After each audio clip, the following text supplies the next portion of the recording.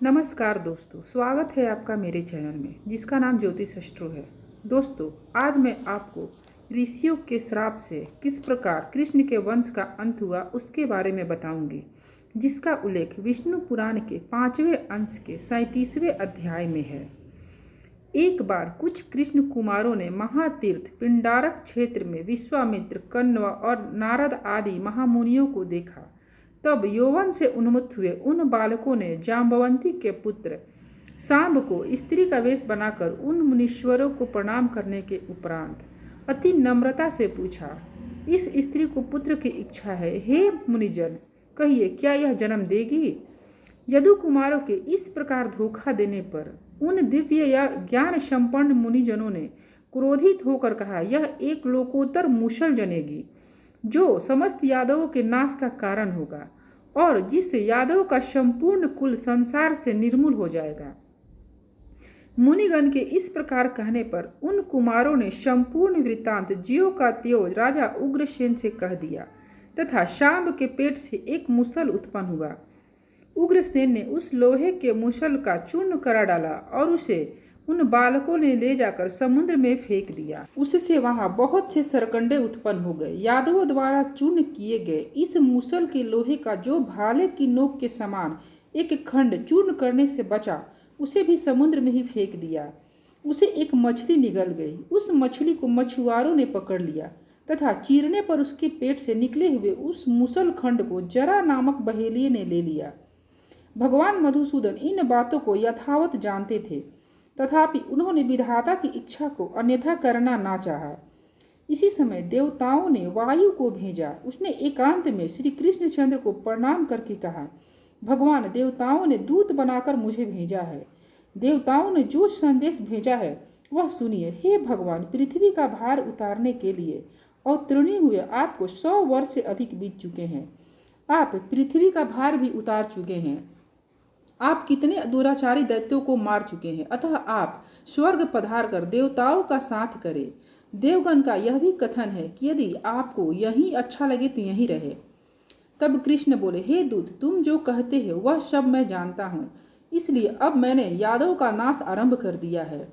इन यादवों का संहार हुए बिना अभी तक पृथ्वी का भार हल्का नहीं हुआ है, अतः अब 7 रात्रि के भीतर इनका संहार करके पृथ्वी का भार उतार कर मैं शीघ्र ही जैसा तुम कहते हो वैसा ही करूँगा। जिस प्रकार यह द्वारका की भूमि मैंने समुद्र से मांगी थी, इसे उसी प्रकार उसे लौटाकर तथा यादवों का उपसंहार कर मैं स्वर्ग लोक को आऊँगा। भगवान वासुदेव के इस प्रकार कहने पर देवदूत वायु उन्हें प्रणाम करके अपनी दिव्य गति से देवराज के पास चले गए। भगवान कृष्ण ने देखा कि द्वारकापुरी में दिन रात नाश के सूचक उत्पन्न हो रहे हैं। उन उत्पातों को देखकर भगवान ने यादवों से कहा, देखो ये कैसा घोर उपद्रव हो रहा है, चलो शीघ्र इसकी शांति के लिए प्रभास क्षेत्र को चले। कृष्णचंद्र के ऐसा कहने पर यादव श्रेष्ठ उद्धव ने श्रीहरि को प्रणाम करके कहा, भगवान, मुझे ऐसा प्रतीत होता है कि अब आप इस कुल का नाश करेंगे, क्योंकि इस समय सब और नाश के सूचक कारण दिखाई दे रहे हैं, अतः आप मुझे आज्ञा दीजिए कि मैं क्या करूं। तब श्री कृष्ण बोले, उद्धव, तुम मेरी कृपा से प्राप्त हुई दिव्य गति से नर नारायण के निवास स्थान गंधर्मार्वर पर्वत पर जो पवित्र बद्रिकाश्रम है क्षेत्र है, वहां जाओ। पृथ्वी तल पर वही सबसे पावन स्थल है। वहां पर मुझ में चित्त लगाकर तुम मेरी कृपा से सिद्धि प्राप्त करोगे। अब मैं भी इस कुल का संहार करके स्वर्ग लोक को चला जाऊंगा। मेरे छोड़ देने पर संपूर्ण द्वारका को समुद्र में डुबो देना, केवल मेरे भवन को छोड़ देना। अपने इस भवन में मैं भक्तों की कामना से सर्वदा निवास करूंगा। भगवान के ऐसा कहने पर उद्धव जी उन्हें प्रणाम करके तुरंत ही उनके बतलाए तपोवन में श्री नर नारायण के स्थान को चले गए। तदंतर कृष्ण और बलराम आदि के सहित संपूर्ण यादव शीघ्रगामी रथों पर चढ़कर प्रभास क्षेत्र आए। वहां पहुंचकर समस्त यादवों ने कृष्णचंद्र की प्रेरणा से महापान और भोजन किया। पान करते समय कुछ विवाद हो जाने से प्रलय कारिणी कलहाग्नि धधक उठी। मेरा भोजन शुद्ध है, तेरा अच्छा नहीं है, इस प्रकार भोजन के अच्छे बुरे की चर्चा करते करते उनमें परस्पर विवाद और हाथापाई हो गई। वे एक दूसरे पर शस्त्र प्रहार करने लगे और जब शस्त्र समाप्त हो गई तो पास में ही उगे हुए सरकंडे ले लिए। उनके हाथ लगे हुए वे सरकंडे वज्र के समान लग रहे थे। उन सरकंडों से वे एक दूसरे पर प्रहार करने लगे। जब श्री हरि ने उन्हें लड़ने से रोका तब उन्होंने उनकी अवहेलना की। फिर कृष्णचंद्र भी क्रोधित होकर एक मुट्ठी सरकंडे उठा लिए। वे मुट्ठी भर सरकंडे लोहे के मूसल के समान हो गए। उन मूसल रूप सरकंडों से कृष्णचंद्र संपूर्ण आताताई यादवों को मारने लगे। तदंतर भगवान कृष्णचंद्र का जैत्र नामक घोड़ा आकृष्ट होकर दारुक के देखते देखते समुद्र के रास्ते चला गया। इसके पश्चात भगवान के शंख, चक्र, गदा, सांडग धनुष, तरकस और खड़ग आदि भी श्रीहरि की प्रदक्षिणा कर सूर्य मार्ग से चले गए। एक क्षण में ही महात्मा कृष्णचंद्र और उनके सारथी दारुण को छोड़कर कोई और यदुवंशी जीवित न बचा। उन दोनों ने वहां घूमते हुए देखा कि श्री बलराम जी एक वृक्ष तले बैठे हैं और उनके मुख से एक बहुत बड़ा सर्प निकल रहा है। उस विशाल फनधारी सर्प उनके मुख से निकलकर सिद्ध और नागों से पूजित हुआ समुद्र की ओर गया। उसी समय समुद्र अर्घ्य लेकर उसके सम्मुख उपस्थित हुआ और वह नाग श्रेष्ठों से पूजित समुद्र में घुस गया। इस प्रकार बलराम जी का प्रयाग देखकर कृष्णचंद्र ने दारुक से कहा, तुम यह सब वृतांत उग्रसेन और वसुदेव जी से जाकर कहो। बलभद्र जी का निर्णायक यादव का क्षय और मैं भी योग स्था को शरीर छोड़ूंगा, यह समाचार जाकर उनको सुनाओ। संपूर्ण द्वारकावासी और उग्रसेन से कहना कि अब इस संपूर्ण नगरी को समुद्र में डुबो देना। इसलिए आप सब केवल अर्जुन के आगमन की प्रतीक्षा करें तथा अर्जुन के यहाँ से लौटते ही फिर कोई भी व्यक्ति द्वारका में न रहे। भगवान श्री कृष्णचंद्र के इस प्रकार कहने पर दारुक ने उन्हें बार बार प्रणाम किया और उनकी अनेक परिक्रमाएं कर उनके कथानुसार चला गया। उस महाबुद्धि ने द्वारका में पहुंचकर संपूर्ण वृत्तांत सुना दिया और अर्जुन को वहां लाकर ब्रज को राज्याभिषिक्त किया। उस दिव्य वाक्य का मान रखने के लिए कृष्णचंद्र ने अपनी जानुओं पर चरण रखकर योग उक्त होकर बैठे। इसी समय जिसने मूसल से बचे हुए बाण में लगे लोहे के टुकड़े के आकार वाले लोह खंड को अपने बाण की नोक पर लगा लिया, वह जरा नामक व्याघ्र वहां आया। हे उस चरण को मृगाकार देख उस व्याघ्र ने उन्हें दूर से ही खड़े खड़े उसी तोमर से बीध डाला, किंतु वहां पहुंचने पर उसने एक चतुर्भुजधारी मनुष्य देखा। यह देखते ही वह चरणों में गिरकर बारंबार उनसे कहने लगा, हे प्रभु प्रसन्न होइए, मैंने बिना जाने ही मृग की आशंका से यह अपराध किया है, कृपया मुझे क्षमा कीजिए, मैं अपने पाप से दग्ध हो रहा हूँ, आप मेरी रक्षा कीजिए। तब भगवान उससे कहा, तू तनिक भी न डर, मेरी कृपा से ही तू अभी देवताओं के स्थान स्वर्ग लोक को चला जा। भईन भगवान के वाक्यों को समाप्त होते ही वहां एक विशाल विमान आया। उस पर चढ़कर वह व्याघ्र भगवान की कृपा से उसी समय स्वर्ग को चला गया। उसके चले जाने पर भगवान कृष्णचंद्र अपने अर्जुन, बलराम और कृष्ण तथा अन्य मुख्य मुख्य यादवों के मृतदेहों की खोज कराकर क्रमशः उनके औधिक दैहिक संस्कार किए। भगवान कृष्ण की जो रुक्मिणी आदि 8 पटरानी बतलाई गई हैं, उन सब ने उनके शरीर का आलिंगन कर अग्नि में प्रवेश किया। सती रेवती जी भी बलराम जी के देह का आलिंगन कर उनके अंग संग आहाद से शीतल प्रतीत होते हुए प्रज्वलित अग्नि में प्रवेश कर गई।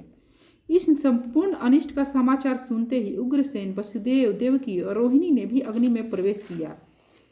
तदंतर अर्जुन ने उन सबका विधि पूर्वक प्रेत क्रम कर ब्रज तथा अन्यायन कुटुंबियों के साथ लेकर द्वारका से बाहर आए। द्वारका से निकली हुई कृष्णचंद्र की सहस्त्रों पत्नियों तथा वज्र और अन्याय बांधवों की रक्षा करते हुए अर्जुन धीरे धीरे चले। कृष्णचंद्र के मृत्युलोक का त्याग करते ही सुधर्मा सभा और परिजात वृक्ष भी स्वर्ग लोक को चले गए। जिस दिन भगवान पृथ्वी को छोड़कर स्वर्ग सिधारे थे, उसी दिन यह मलिन देह महाबली कलयुग पृथ्वी पर आ गया। इस प्रकार जन शून्य द्वारका को समुद्र में डुबो दिया, केवल एक कृष्णचंद्र के भवन को नहीं डुबोया।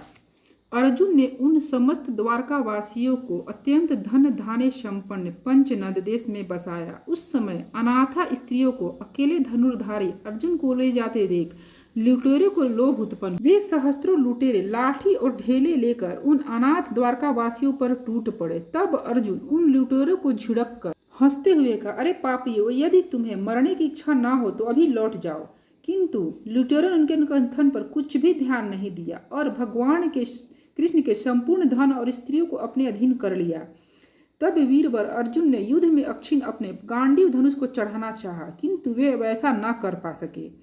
उन्होंने जैसे जैसे अति कठिनता से उस पर प्रत्यंचा चढ़ा दी, फिर भी वे शिथिल हो गए और बहुत कुछ सोचने पर भी उन्हें अपने अस्त्रों का स्मरण न हुआ।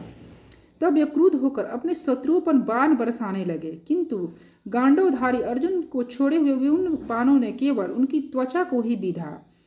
अर्जुन का उद्धव छीन हो जाने के कारण अग्नि से दिए हुए उनके अक्षय बाण भी उन अहिरों के साथ लड़ने में नष्ट हो गए।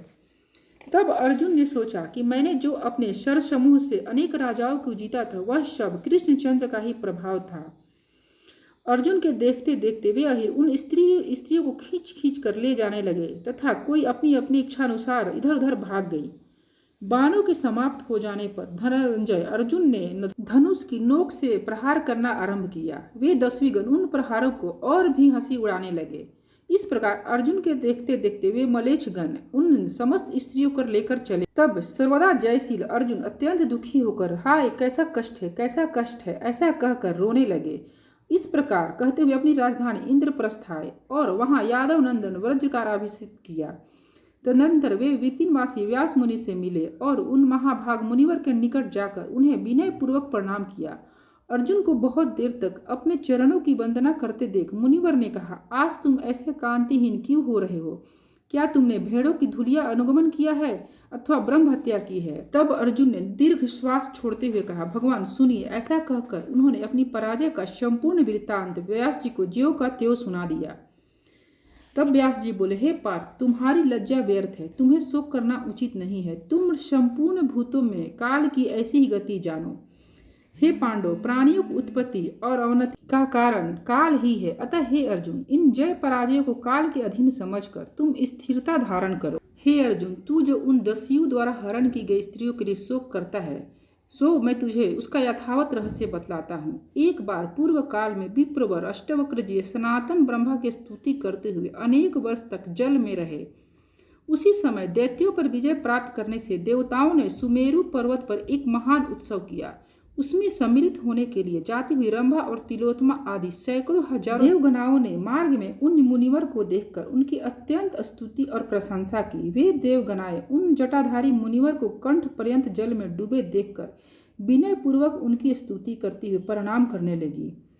हे कौरव श्रेष्ठ, जिस प्रकार वे द्विज श्रेष्ठ अष्टवक्र जी प्रसन्न हो, इसी प्रकार वे अप्सराएं उनकी स्तुति करने लगी। मैं तुमसे प्रसन्न हूँ, तुम्हारी जो इच्छा हो मुझसे वही वर मांग लो, मैं अति दुर्लभ होने पर भी तुम्हारी इच्छा पूर्ण करूँगा। तब रंभा और तिलोत्तमा आदि वैदिकी अप्सराओं ने उनसे कहा, हे द्विज, आपके प्रसन्न हो जाने पर हमें क्या नहीं मिल गया? तथा अन्य अप्सराओं ने कहा, यदि भगवान हम पर प्रसन्न हैं तो हे विपेंद्र, हम साक्षात पुरुषोत्तम भगवान को पति रूप में प्राप्त करना चाहती हैं।